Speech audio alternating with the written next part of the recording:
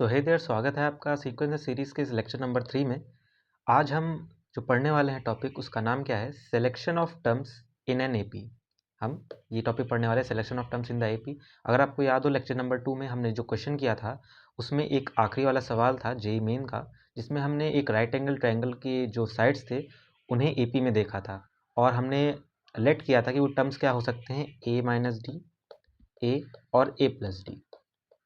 ये टर्म्स हमने लेट किए थे। तो अगर नंबर ऑफ टर्म्स अगर बढ़ जाते हैं तो हम किस तरह से लेट करते हैं, उसे हम देखने वाले हैं। तो देखते हैं। अगर नंबर ऑफ टर्म 3 है तो हम पहले ही देख चुके हैं कि ए माइनस डी, ए और ए प्लस डी लिया जाता है। अगर इनका कॉमन डिफरेंस की बात करें तो second term minus first term करेंगे, यानी ए माइनस डी करेंगे अगर, तो ए माइनस ए प्लस डी हो जाएगा, यानी डी से डी कैंसिल हो जाएगा और डी आ जाएगा कॉमन डिफरेंस इन तीनों के बीच में। अगर हम 4 टर्म्स की बात करते हैं तो कुछ इस तरह से लेट करना होगा हमें, ए माइनस थ्री डी, ए माइनस डी, ए प्लस डी और ए प्लस थ्री डी लेट करना होगा हमें। अगर हम इसी में कॉमन डिफरेंस की बात करें तो 2d आ जाता है हमारे पास।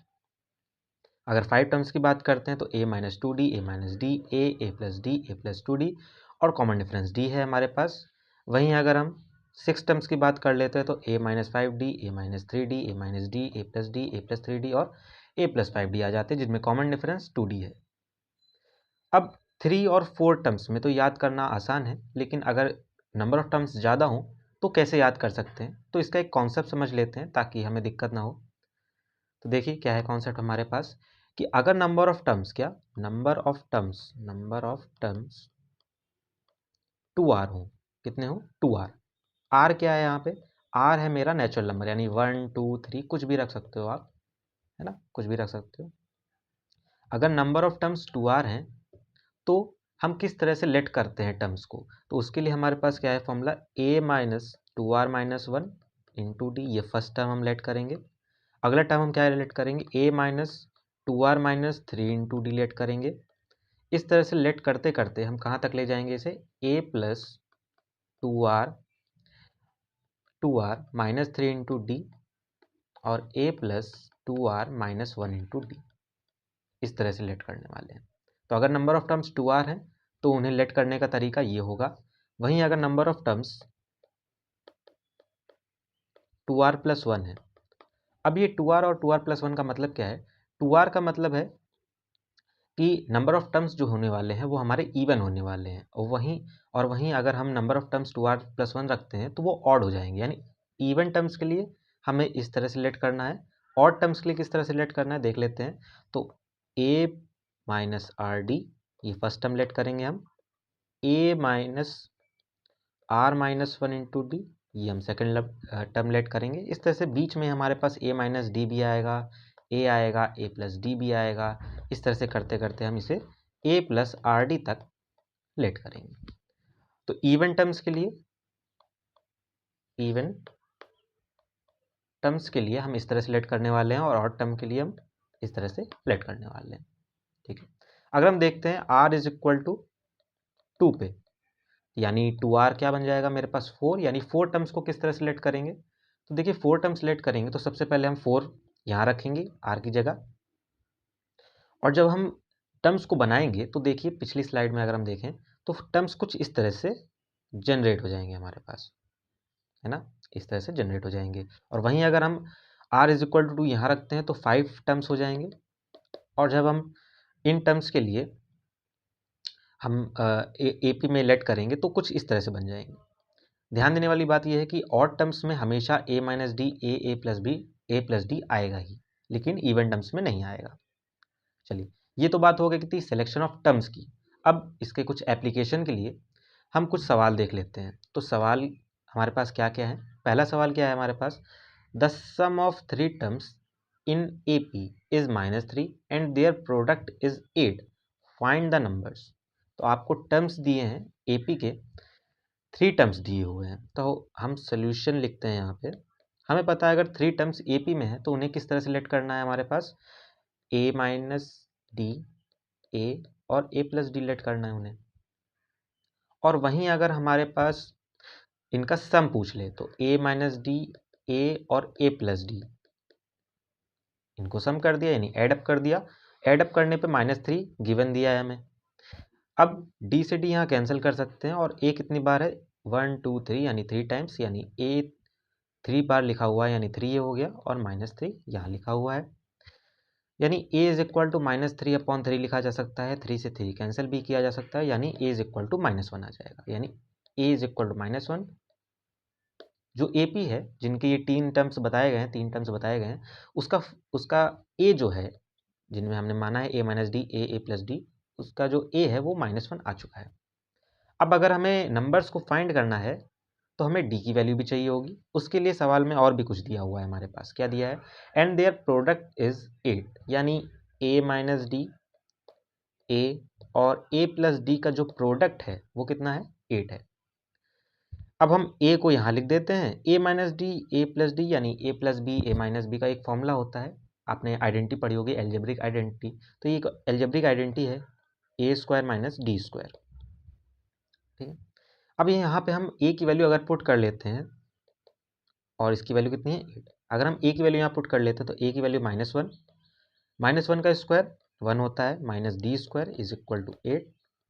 माइनस के अंदर एंट्री करा लेते हैं तो -1 इंटू 1 हो जाता है -1 और माइनस माइनस प्लस यानी प्लस का D square is equal to 8, यानी D square is equal to 8 और -1 को RHS साइड में ले जाने पे ये +1 हो जाएगा, यानी D square is equal to 9 हो जाएगा, यानी डी इज इक्वल टू +-3।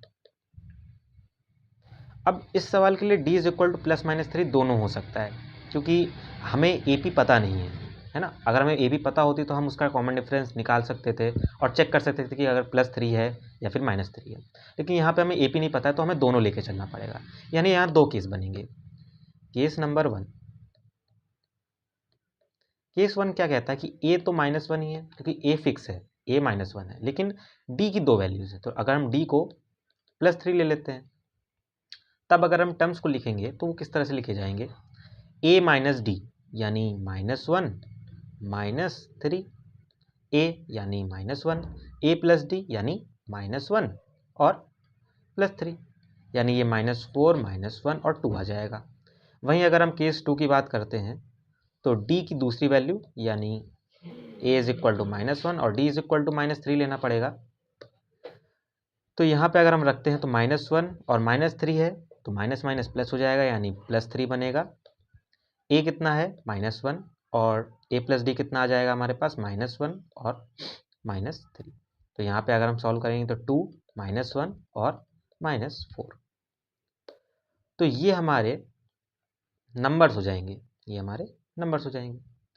तो इस सवाल में हमने क्या देखा? 3 टर्म्स दिए हुए थे हमारे पास, ठीक है, जिनका सम जो है वो -3 है। तो उससे हमने a को कैलकुलेट कर लिया और उनका प्रोडक्ट 8 था, जिससे हमने d की वैल्यूज़ को कैलकुलेट कर लिया। अब यहाँ पे d की 2 वैल्यूज़ थी तो हमें दोनों वैल्यूज़ के हिसाब से नंबर्स को लिखना पड़ेगा। अगर ध्यान दें तो यहाँ पे सिर्फ अरेंजिंग डिफर है, बाकी सेम नंबर्स लिखे हुए हैं, लेकिन हमें दोनों ही आंसर को लिखना पड़ेगा क्योंकि अरेंजिंग में ही प्रॉब्लम हो सकती है, क्योंकि यहाँ कॉमन डिफरेंस ही चेंज हो जाएगा अरेंजिंग से। तो हमें दोनों आंसर लिखने हैं। तो ये एक सवाल था selection of terms in the AP में। एक और देख लेते हैं, ये NCERT एग्जाम्पलर है, देख लेते हैं क्या कह रहा है। कहता है कि the product of 3 numbers in AP is 2 to 4 and the largest number is 7 times the smallest, find the numbers. क्या? The product of 3 numbers in AP is 224। अगर हम देखें तो 3 नंबर्स इन AP को किस तरह से लेट किया जाता है? a माइनस डी, a और a प्लस डी, अभी हमने पढ़ा था। और क्वेश्चन के हिसाब से इनका प्रोडक्ट यानी a minus D, a plus D, अब प्रोडक्ट है तो हम आगे पीछे लिख सकते हैं, इज इक्वल टू 2 to 4। आगे पीछे इसलिए लिखा है क्योंकि आइडेंटिटी यहाँ बन रही है a square minus D square is equal to 2 to 4। ये हमें दिया हुआ है। वो कहता है कि and the largest number is 7 times the smallest. तो अगर हम यहाँ देखें तो a माइनस डी, a और a प्लस डी में लार्जेस्ट कौन दिख रहा है? हमें a प्लस डी दिख रहा है, क्योंकि a में कुछ जुड़ रहा है। तो अगर a में कुछ जुड़ रहा है तो वो लार्जेस्ट ही होगा, क्योंकि बाकियों में देखिए a में कुछ नहीं जुड़ रहा है, a में कुछ घट रहा है। तो a में कुछ जुड़ रहा है तो वही लार्जेस्ट होगा उन तीनों में। अभी हम यही मान के चलते हैं, अगर d पॉजिटिव लेते हैं तो a प्लस डी लार्जेस्ट है। तो अकॉर्डिंग टू क्वेश्चन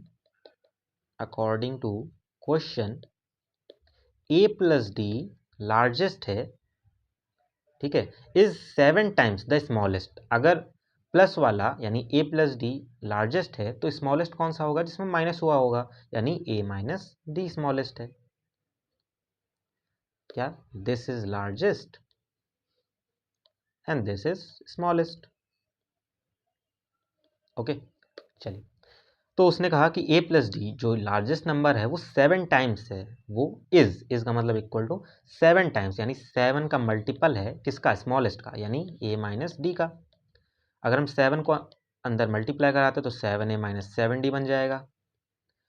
a को हम एक तरफ ले आते हैं यानी a माइनस 7 है, और d को दूसरी तरफ यानी 7 माइनस 7d माइनस डी कर लेते हैं, तो ये माइनस का 6 इज इक्वल टू माइनस का 8d बन जाएगा, है ना। माइनस से माइनस हम कैंसिल कर सकते हैं और 2 से भी कैंसिल कर सकते हैं, तो 3 यहाँ आएगा, आ जाएगा 4 यहाँ, यानी a की वैल्यू 4/3 इंटू डी बन जाएगी। अब a की वैल्यू d के टर्म्स में दी हुई है, तो हमें d को कैलकुलेट करना पड़ेगा, और d को कैलकुलेट करने के लिए हम क्या करेंगे, इस a की वैल्यू को यहाँ पुट कर देंगे। पुट कर लेते हैं, a की वैल्यू क्या है 4/3d, तो 4/3d आ गया। a स्क्वायर कितना हो जाएगा, 4 का स्क्वायर 16, 3 का स्क्वायर 9 और d का square d square minus D square is equal to 2 to 4। तो यहाँ एलसीएम लेने पे 4/3d 9 एलसीएम आ गया, 16d square minus 9d square बन जाएगा, ये इज इक्वल टू 2 to 4, यानी 4/3d 16d square minus 9d square करने पे 7d स्क्वायर आएगा by 9 is equal to 2 to 4। अब यह हम देख सकते हैं कि 3 और 9 यानी ये 3 का क्यूब बन गया, तो हम यहाँ नीचे 3 का क्यूब लिख सकते हैं और यहाँ 7 इंटू 4 लिख सकते हैं। d इंटू डी स्क्वायर यानी डी क्यूब बन जाएगा इज इक्वल टू 2 to 4। अब अगर हम 7 से इसको कैंसिल करना चाहते हैं, 7 को इससे कैंसिल करना चाहते हैं, तो 7 3 जा 21, 1 आ गया तो 14 बन गया, यानी हम इसको 2 लिख सकते हैं 32। तो 7 से अगर 2 to 4 को कैंसिल करेंगे तो 32 आ जाएगा। अगर 4 को इसी से हम कैंसिल कर देते हैं तो 8 आ जाएगा, 8 4 जा 32, यानी D cube is equal to, ये क्यूब लिखा हुआ है, हाँ, D cube is equal to 8 into 3 का क्यूब। अब शायद 8 भी किसी का क्यूब होता है, 2 का क्यूब होता है, 3 का cube. d is equal to, अगर हम क्यूब से d की वैल्यू निकालना चाहते हैं, d का क्यूब दिया और d की वैल्यू निकालना चाहते हैं, तो हमें क्यूब रूट लेना पड़ेगा, तो क्यूब रूट ले लेते हैं हम, तो 2 का क्यूब इंटू 3 का क्यूब, यानी 2 के भी पेयर हैं 3 टाइम्स और 3 के भी पेयर हैं 3 टाइम्स, यानी 2 और 3 बाहर आ जाएंगे, यानी d की वैल्यू 6 आ जाएगी। अगर d 6 है तो हम a को कैलकुलेट कर सकते हैं, कर लेते हैं, तो a is equal to 4/3 into D कितना है 6, यानी 8। अब a की वैल्यू भी पता है हमें, d की वैल्यू भी पता है हमें, तो हम टर्म्स निकाल सकते हैं। तो टर्म्स क्या हो जाएंगे हमारे पास, टर्म्स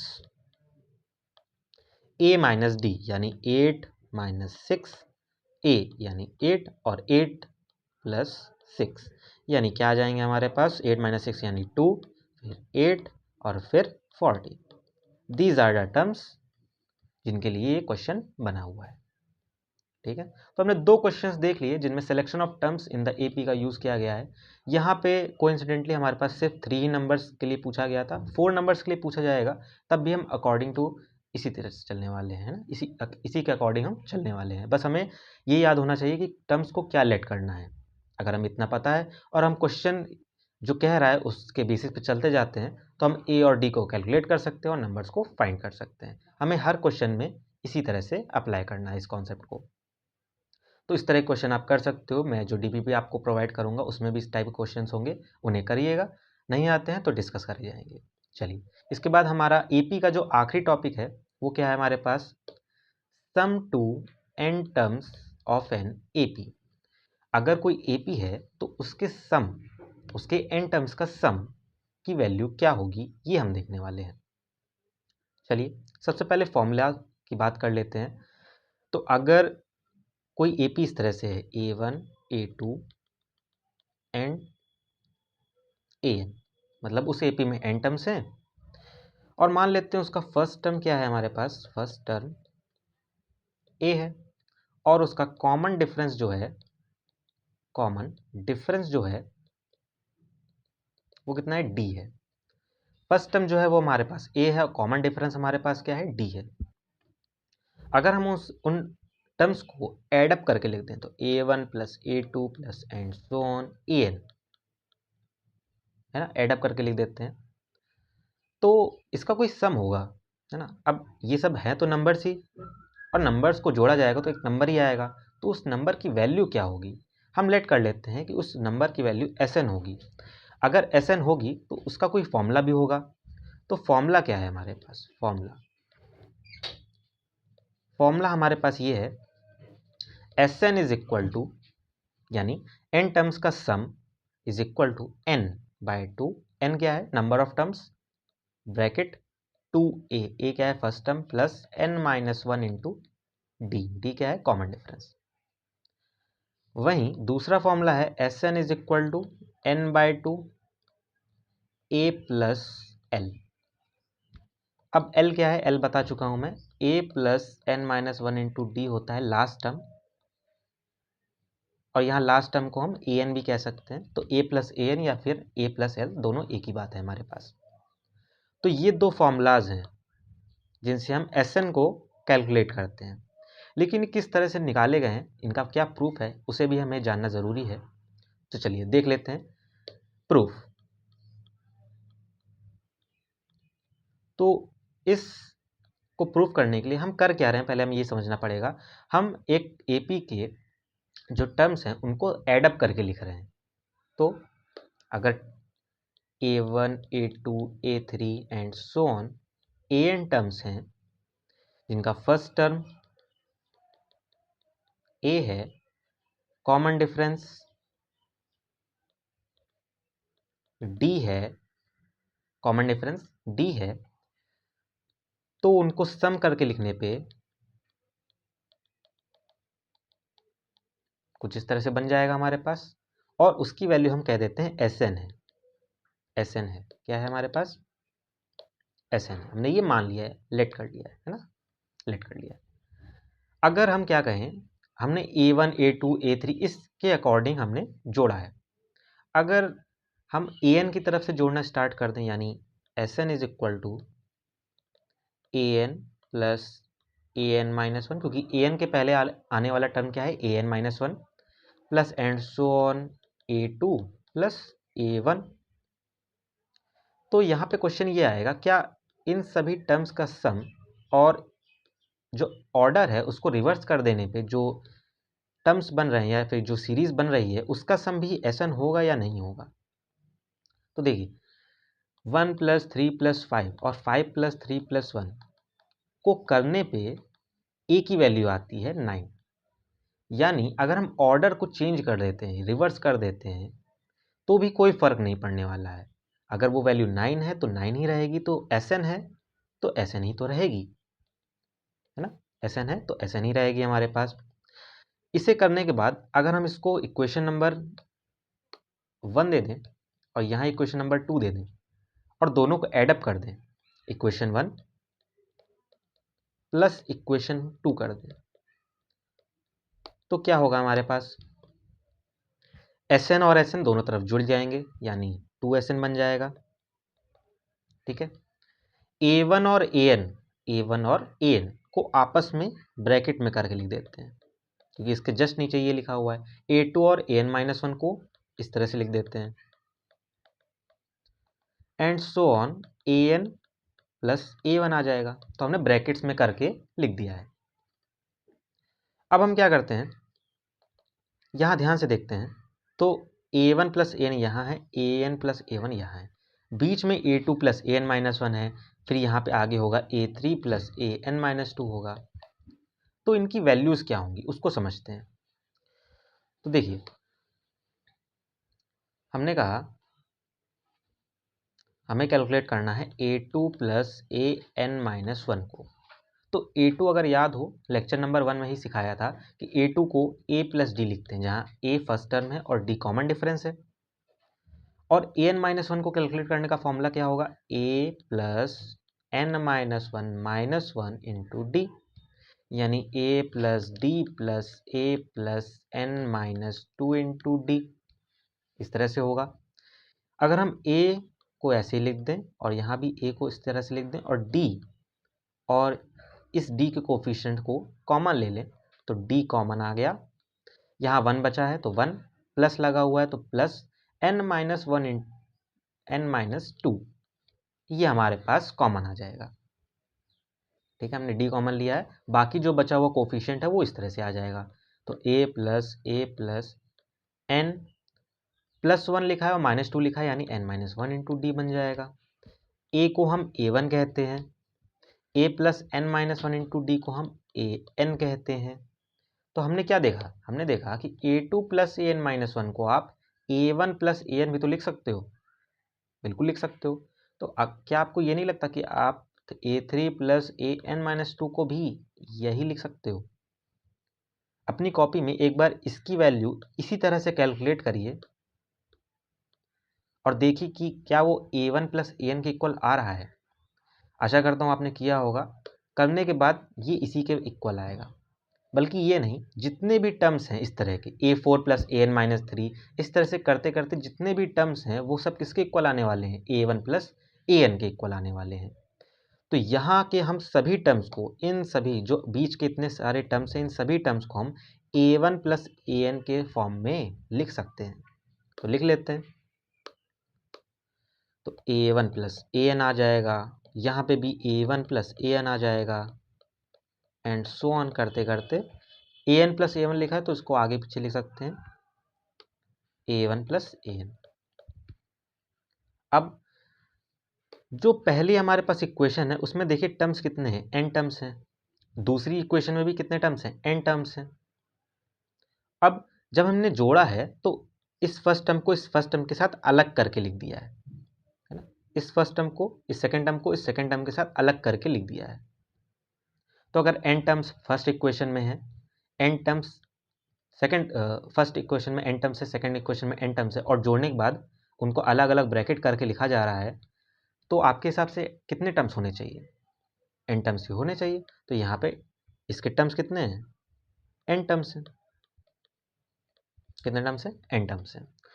अब अगर a प्लस a की वैल्यू 3a है, कैसे है, क्योंकि a को ही, उस पर्टिकुलर नंबर को ही हम 3 बार लिख के ऐड कर रहे हैं, तो 3a होती है। वहीं a को अगर हम n टाइम्स ऐड कर लें तो na होगी। तो यहाँ देखिए सेम नंबर लिखा है, कोई क्वांटिटी लिखी है सेम, वो बार बार रिपीट करी जा रही है। कितने टाइम्स रिपीट करी जा रही है, n टाइम्स रिपीट करी जा रही है। तो यहाँ से हमारे पास 2sn की वैल्यू क्या हो सकती है, क्योंकि n टाइम्स ऐड किया गया है तो n का मल्टीपल होगा, किसके मल्टीपल के equal, n into a1 plus an के इक्वल होगा। अगर हम sn की वैल्यू निकालें तो 2 डिवाइड में चला जाएगा n/2, a1 प्लस an, और an को हम क्या लिखते हैं, l भी लिख सकते हैं, तो a1 प्लस l। तो देखिए जो हमने फॉर्मूला लिखा था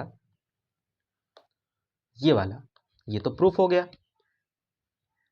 अब हमें ये वाला करना है, तो इसके लिए हम क्या करें, इसके लिए हम इस an की वैल्यू प्रूफ कर लेते हैं, इस an की वैल्यू निकाल लेते हैं। तो n/2, a1 को हम a लिखते हैं, an को हम a plus n-1 into D लिखते हैं, a प्लस ए जुड़ जाएगा यानी n/2 2a plus n-1 into D आ जाएगा। तो यहाँ से हमने दोनों ही फॉर्मूलाज को प्रूव कर लिया है। प्रूफ करने के और भी ज़्यादा तरीके हैं, ये प्रूफ आपके IIT JEE में पूछा नहीं जाता है, लेकिन इससे कॉन्सेप्ट की क्लैरिटी होती है ना। इस तरह की जो कॉन्सेप्ट्स हैं इनका हम यूज़ करेंगे सवालों को करने में। अगर आप सिर्फ फॉर्मूला याद कर लेते हो तो आप PYQ करते समय उतना कॉन्फिडेंस नहीं गेन कर पाओगे, है ना। तो आज की इस क्लास में सिर्फ हमने इस कॉन्सेप्ट को समझा, हमने सिलेक्शन ऑफ टर्म्स समझे, 2 क्वेश्चंस करे, और हमने सम ऑफ द AP के बारे में समझा कि फॉर्मूला क्या होता है, किस तरह से ये डिराइव किया जाता है। अगली क्लास में हम इसके PYQs, इसके ऊपर जितने भी क्वेश्चंस हैं, जितने भी टाइप के क्वेश्चन पूछे जा सकते हैं उनको देखने की कोशिश करेंगे, जिसके साथ हमारी AP खत्म हो जाएगी। तो मिलते हैं अगले लेक्चर में। धन्यवाद।